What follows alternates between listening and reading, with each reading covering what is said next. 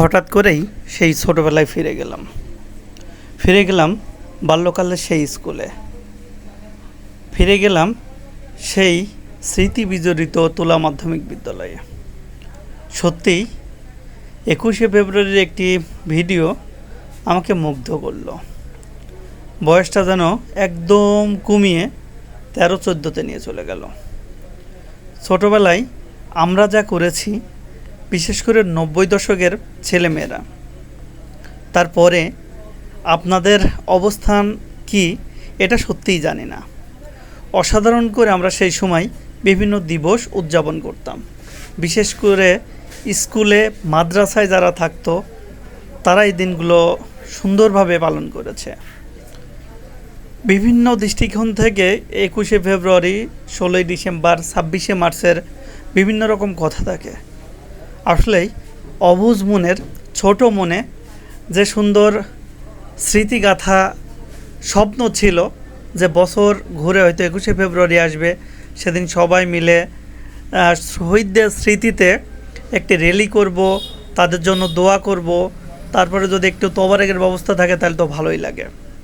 আবার 26শে মার্চে সেই প্রতিযোগিতা আসে, 16ই ডিসেম্বরেও বিজয় দিবস। সত্যি ছোটোবেলার এই দিনগুলো আমাদেরকে মুগ্ধ করে। সেই দীর্ঘ সময় পায়ে স্যান্ডেল না রেখে হেঁটে যাওয়া, বন্ধুদের সাথে নিয়ে একসাথে চলা, স্যারদের বকুনি, সাথে মজাও অনেক।